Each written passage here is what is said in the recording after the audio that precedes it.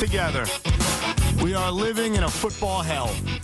Well, we witnessed yesterday at 9:30 a.m. and then 4:25 p.m. is freaking hell. It's football hell. And let me tell you something else. The Jets and the Giants have been awful for a very long time. In fact, if you go back to 2017, they're a combined 78 and 171. They have the two worst records in the NFL. So I get it that horrible Sundays are not new to us, but I swear to the football gods when I tell you this. There have been about 100 Sundays in which the Jets and Giants have both played since 2017. About 100. Mm-hmm. That was the most pathetic, disgusting, unified garbage we have ever seen. And we are going to get to both here in the first 20 minutes of this program. And when we talk to you at 888-808-1019, it's both of these pieces of garbage franchises that we root for that we'll get to. But let's start with this. You score 6 points against the Arizona Cardinals? 6? You can't tackle me right now.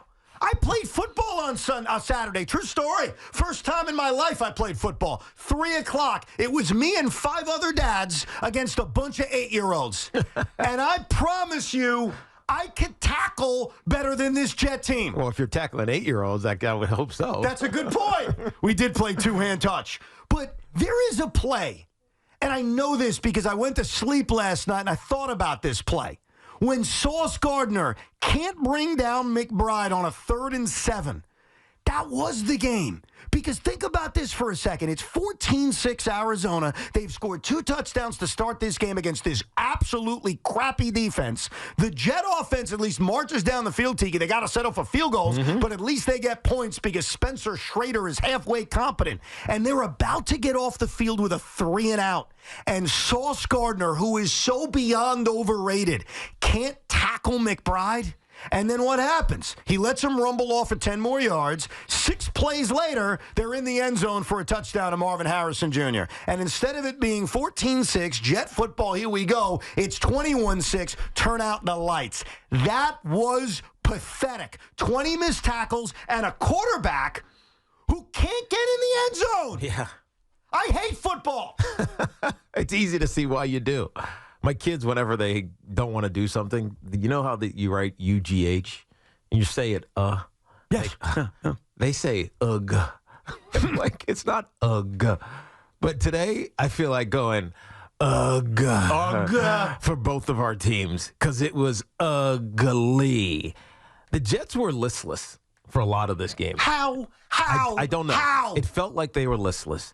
The Giants, they weren't listless. I felt like they played with some level of energy, and especially after falling behind 10-0, actually had a chance to be in and win this game. Sure. But when you turn the ball over in the red zone, so unlike the Jets on their first couple of drives, you get no points when it matters most. One, an interception that was tipped up because Daniel Jones thought he could throw it through an individual. That guy's parents were not glassmakers, right? I don't know what you were looking at, Daniel Jones. And then to throw it on the back shoulder of Tyrone Tracy down 3 in the fourth quarter with however many minutes left and resulting in an interception. Now, you still had chances after that, but it just, like, the mistakes. The Giants are mistake prone, and it happens over and over and over again. And then when they're not making mistakes, they don't make opportunities. A couple weeks ago, we were talking about, at least I was talking about this Giants team, and it feels like there's not enough guys. Now, Tyrone Tracy has become one of these guys, but there's not enough guys that see an opportunity and are like, I'm taking that. Right? I'm going 32 yards for a touchdown. I'm splitting that hole. I'm running through that defense. Not enough Giant players are doing that. And sometimes it's little things, but a lot of times it's just huge opportunities that they're either not ready for, not aware of, or just can't execute right. So I'm pissed off at the Giants right now because the season's dead.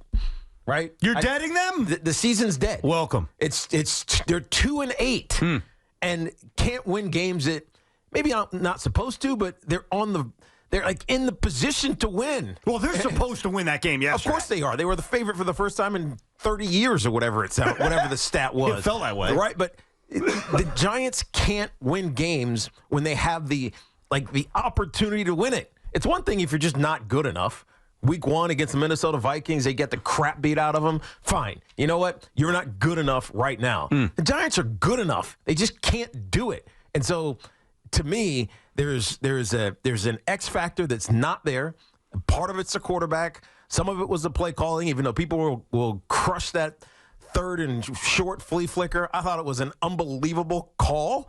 If you just throw the freaking football. Yeah. Right? Well, if the quarterback sees there are 2 guys open, that could be the play call we're all lauding today. Agreed. By the way, just throw to one of them. Right. They're both open. Just throw to one of them. The one thing that can't happen on that play call is you can't get Right, sacked. because now you're punting. Right, because when it's 3rd and 1 from your own 49-yard line, I think Brian Dable has taught us he's going to go for it. Take a shot, man. Yeah, take a shot because he'll go for it on 4th down. Right. The one thing that can't happen is you can't get knocked down 8 yards back because now you're punting. And so that's my point with the Giants. There are moments like where you have everything exactly as you wanted, right?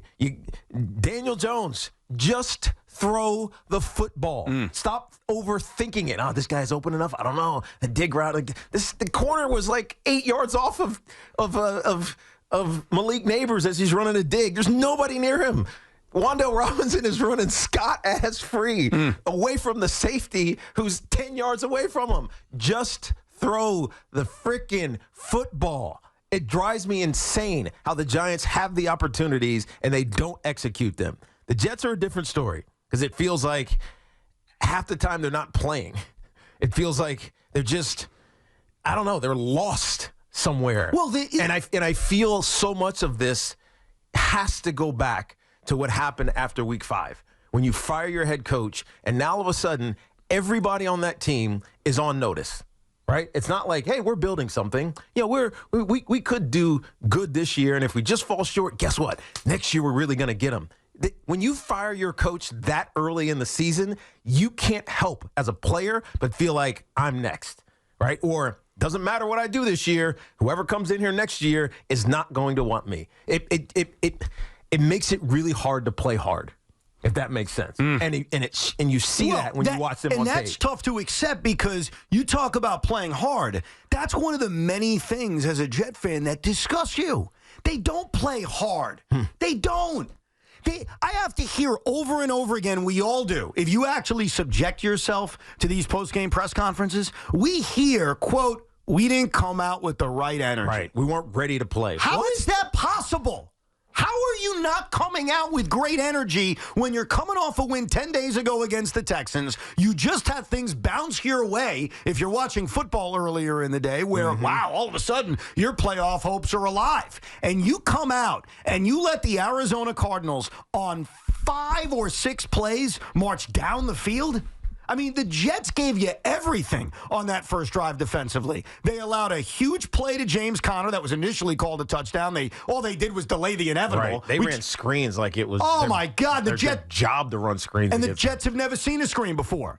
Like, having that Conner touchdown on that screen reversed into he's down at the 1 yard line, that's purgatory. That's just wait another 2 minutes before he's in the end zone for a touchdown. But you had the big play, a big explosive play on a simple screen. You had the dumb penalty when Kinlaw was offsides. You have no tackling. You had everything.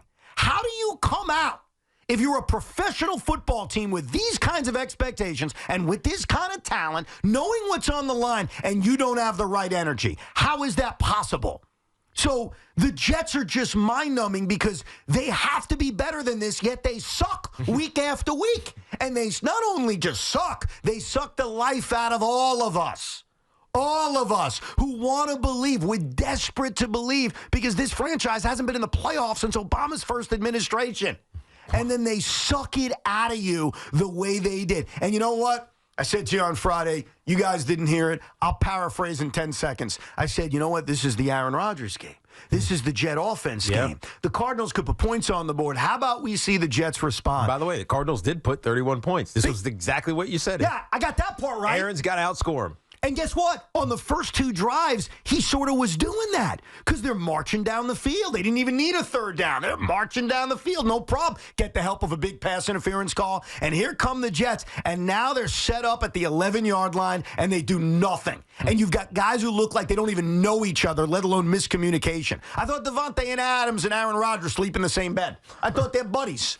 It's like they never met each other sometimes on the football field. And so the offense gives you just a little bit of a tease, We're marching down the field. We're looking good. We're looking functionable. And then Aaron Rodgers throws a football 30 feet behind Devontae Adams. And the defense, how did this defense become so putrid? How did they become so pathetic? How did Sauce Gardner miss a tackle that would have been 2 or 3 yards short of a first down that could have changed the entire game? How does all of that happen? I don't know. All I know is we're forced to watch it, and we are living through a football hell with these 2 pathetic franchises. You said the Giants are dead? Hey, do you mind if I join in? Go ahead. The Jets are dead. And don't tell me if they run the table, they can still make the playoffs. There's no table they're running. We're all just going through tables. There's no table they're running. They go to Arizona and they get their ass kicked. They make Kyler Murray look like he's the greatest thing. He barely threw an incomplete pass. Yeah, first pass of the game, incomplete. And then there was one at the end of the first quarter, incomplete. Every other pass was completed. Even the ones that were covered. Yes. It was disgraceful from top to bottom. So you've got the incompetence. You've got the we're not even going to be competitive New York Jets. And to me, with the Giants, I know late in this game, Giant fans were disgusted and depressed. But my attitude was, you know what? Just escape Germany with a win. Mm-hmm. Just find a way. Even if it was ugly, get a win. Doesn't matter. Just get a win. And you mentioned it. Daniel Jones continues to commit these awful turnovers and not be able to make the play right in front of you, commit the sack when you can't have a sack on that flea flicker, and then you put yourself in a spot where when you can't get in the end zone on that final drive, one mistake by a guy who doesn't deserve to be the GOAT in Tyrone Tracy, but that one simple mistake will kill you. And it kills him. And now you lose to the most pathetic team in the NFL. Oh, wait, you're not the most pathetic team in the NFL because maybe you are. Or maybe the Jets are. Because the Panthers, as bad as they are, they're not as pathetic as the Jets and the Giants at this point. At least they're on a winning streak. They might have the best quarterback of the 3. I mean, at this point, they may. And that's the disgraceful thing we're all staring at. I don't know who's more depressed. I don't know who's more disgusted. I put a poll out who had the worst Sunday, and it was like 88% Jet fans. Maybe it's us because we actually thought better of this. Most Giant fans didn't necessarily think this was going to be a special year. We were naive enough to think that this quarterback and this defense and this roster was going to be special enough to do something that sounds like a science fiction movie, and that's make the postseason. Right. And Aaron Rodgers is, I don't want to say he's all to blame because you can't say he's all to blame. There's just too many other things. But Aaron Rodgers needs to be the lifter of this organization, and it hasn't happened. No. And so whose fault is that? Well, where's the blame lie? Does he have another, 7 games of magic in him? And if not, what happens next year? Now, all of a sudden, these massive question marks start happening with this team. Who's coaching this team, right? Who's still left on this team? Because there's talented players on this team.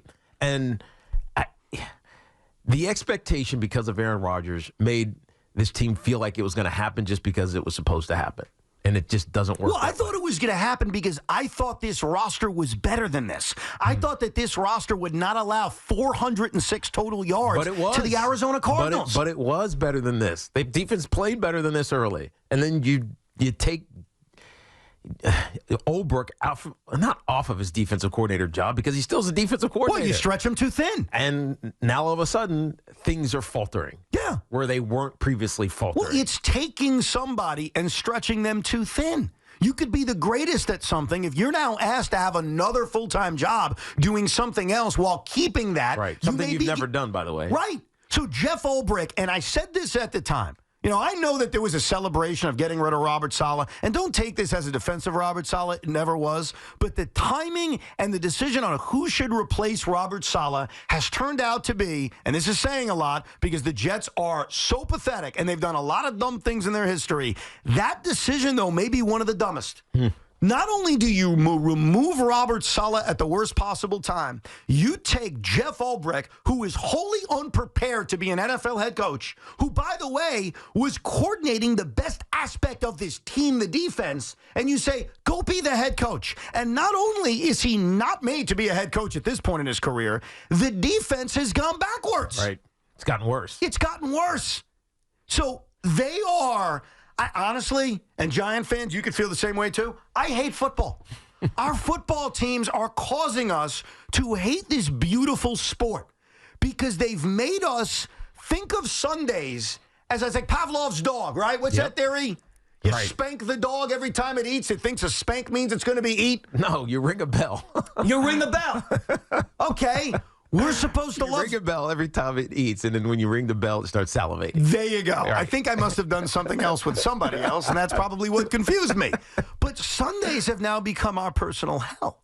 Sundays are the worst. We used to love Sundays. We used to think Sundays were beautiful. And now, if you're a Giant fan, Sundays mean you're going to curse out your head coach, question why you're watching the same quarterback for the last decade, and hate the sport that you love. Jet fans, I mean, you just hate everything. You hate your existence. And yesterday, in my humble opinion, and maybe I'm being emotional because it hasn't even been 24 hours, that Sunday, November 10th, 2024, to me will live in history as the worst of the worst. You losers are losing in overtime to the Panthers, and we losers are being non-competitive and scoring 6 freaking points against the Arizona Cardinals. Right. Name me a worse Sunday than the garbage we just witnessed. I dare you. There aren't very many.